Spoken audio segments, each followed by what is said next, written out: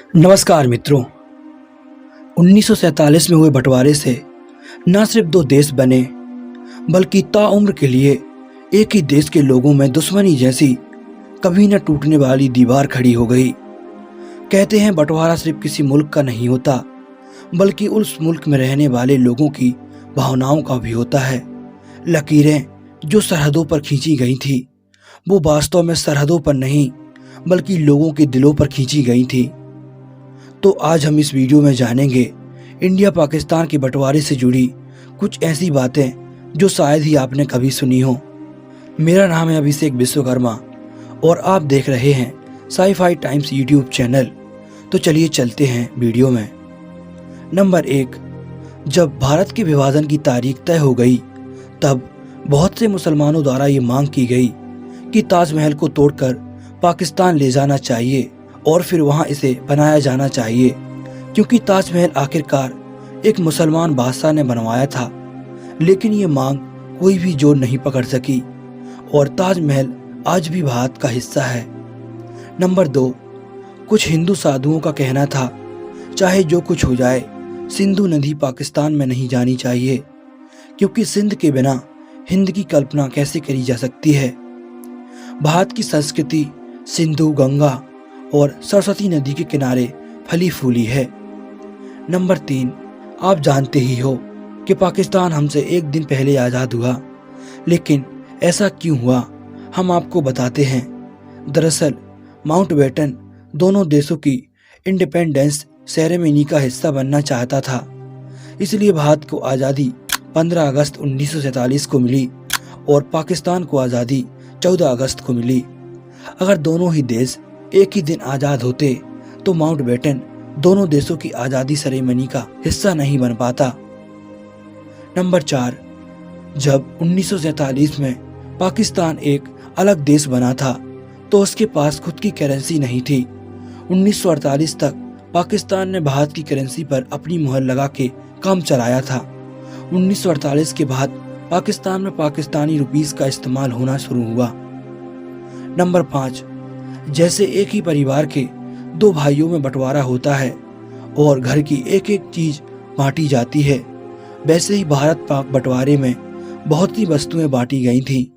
सिक्के, note, cycle, table, कुर्सियां, library में मौजूद किताबें, सब कुछ बांटा गया था।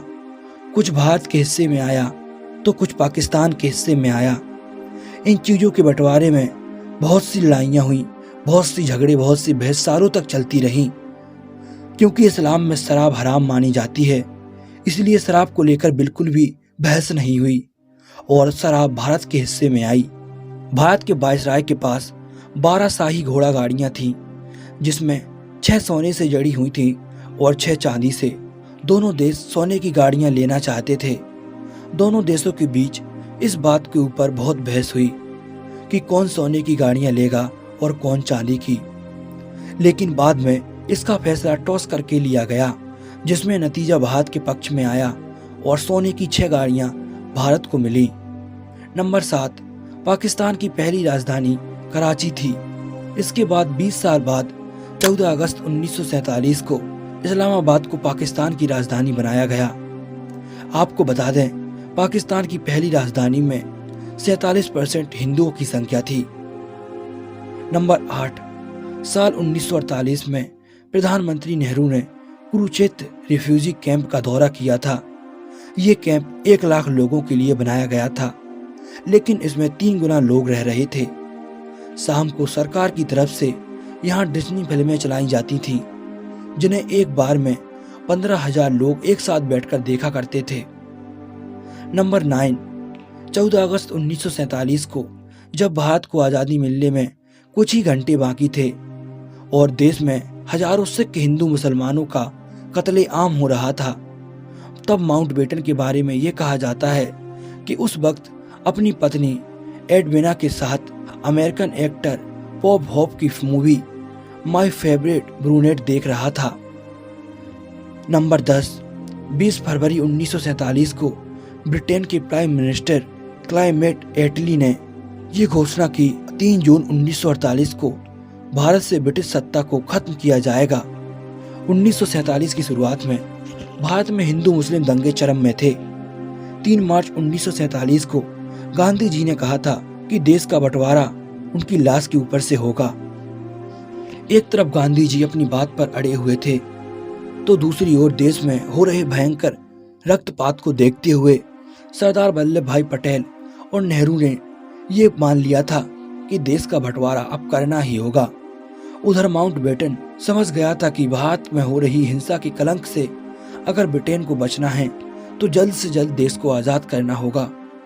यही वजह थी कि माउंटबेटन ने भारत की आज़ादी की तारीख जून 1948 से 10 महीने पहले 15 अगस्त 1947 को तय की।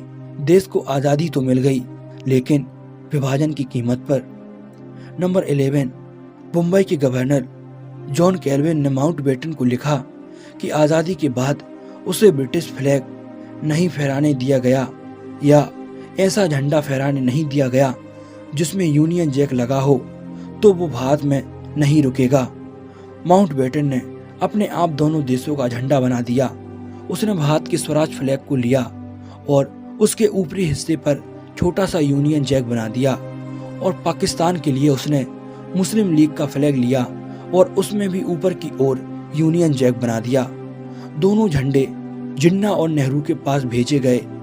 मोहम्मद अली जिन्ना ने कहा, पाकिस्तान के लिए हम इस झंडे को नहीं स्वीकार सकते, क्योंकि चांद के साथ क्रिश्चियन क्रॉस मुसलमानों की भावनाओं के लिए ठीक नहीं है।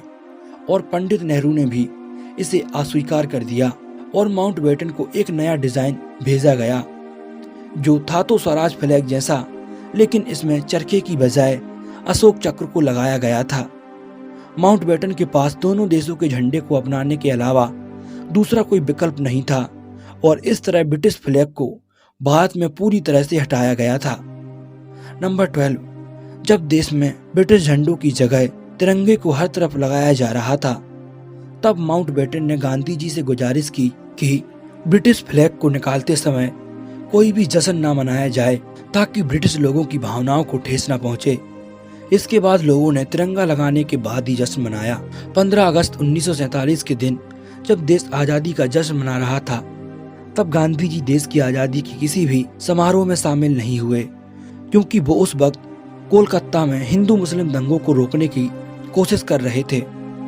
नंबर 13, सेरिल रैडक्लिफ जाने माने एक ब्रिटिश लॉयर थे। इन्होंने ही भारत पाकिस्तान के बीच सीमा रेखा खींची थी। आपको जानकर हैरानी होगी कि सेरिल रैडक्लिफ को भारत पाकिस्तान की बॉर्डर लाइन सेट करने के लिए बंटवारे के महज कुछ हफ्तों पहले ही भारत बुलाया गया था। इससे पहले वे भारत में कभी नहीं आए थे, और न ही इसके बाद वो भारत में कभी वापस आए। जब रैडक्लिफ भारत आए, उस वक्त उन्हें भारत की संस्कृति, व्यापार, राजनीतिक स्थिति, लोगों की आपसी संबंध, नदियों की भौगोलिक स्थिति और भारत के गांवों के बारे में कुछ भी जानकारी नहीं थी। नंबर 14, रैडक्लिफ को भारत पाकिस्तान की सीमा को इस तरह से बांटने को कहा गया था कि ज़्यादा से ज़्यादा मुसलमान पाकिस्तान में रह जाएं और ज़्यादा से ज़्यादा हिंदू सिख हिंदुस्तान में आ जाएं। रैडक्लिफ द्वारा खींची गई लकीर ने 50 लाख हिंदू और सिखों को पाकिस्तानी पंजाब में छोड़ दिया और 50 लाख मुसलमानों को भारतीय पंजाब में छोड़ दिया। नंबर 15, रैडक्लिफ के काम से ना तो इंडियन लीडर खुश थे और ना ही पाकिस्तानी लीडर। दोनों पक्षों ने जमकर रैडक्लिफ की आलोचना की। इससे रैडक्लिफ नाराज हो गए।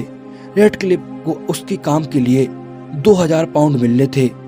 उसने अपनी नाराजगी जाहिर करते हुए उन पैसों को लेने से मना कर दिया। 15 अगस्त को दोनों ही देश आज़ाद हो चुके थे, लेकिन रैडक्लिफ द्वारा बनाया गया भारत का नक्शा माउंटबेटन ने 2 दिन के बाद 17 अगस्त 1947 को पब्लिश किया था, जिसकी वजह से लाखों लोग मारे गए, क्योंकि किसी को भी पता नहीं था कि वो पाकिस्तान में है या हिंदुस्तान में। लोग बेहाल होकर सिर्फ अपनी मंजिल की तलाश कर रहे थे। नंबर 17, एक इतिहासकार लियोनार्ड मोस्ली लिखते हैं, अगर रैडक्लिफ रिपोर्ट आज़ादी से पहले बता दी जाती कि कौन सा हिस्सा किस देश में आ रहा है, तो फौज अच्छे से तैनात हो जाती, जिससे लाखों लोगों की जान बच सकती थी। लेकिन माउंटबेटन यहाँ पर गद्दारी कर जाते हैं। देश की आज़ादी का जश्न तो यहाँ मनाया जा रहा था, लेकिन लाखों लोगों की दुनिया तबाह कर दी गई थी इस बंटवारे से। नंबर 18, हिस्टोरियन माइकल एडवर्ड्स ने लिखा है कि माउंटबेटन भारत की स्थिति को समझने में पूरी तरह से नाकाम रहे। जितना समय वो दोनों देशों के झंडे बनाने में लगाते रहे, उतना समय उसने अगर भारत पाक सीमा की स्थिति को समझने में लगाया होता तो बंटवारे में कितने लोग न मारे जाते। बंटवारे में कितने लोग मारे गए इसका अंदाजा लगाना तो बहुत ही मुश्किल है, लेकिन एक अंदाजे के अनुसार 2 लाख से 20 लाख लोगों की जान इस खूनी बंटवारे ने ले ली थी और करीब 1 करोड़ 40 लाख लोगों ने अपने घर खोए थे। दुनिया में ऐसा कभी भी नहीं हुआ था। बंटवारे में जिनकी सबसे ज्यादा बुरी हादसा हुई थी वो थे बच्चे और महिलाएं। नंबर 19, 15 अगस्त 1947 से लेकर 8 सितंबर 1947 तक 7 लाख से अधिक लोग ट्रेन से भारत आए और भारत से पाकिस्तान गए। उस दौरान ट्रेन में एक भी इंच जगह नहीं बचती थी। लोग ट्रेनों की छतों पर चढ़कर यात्रा करा करते थे।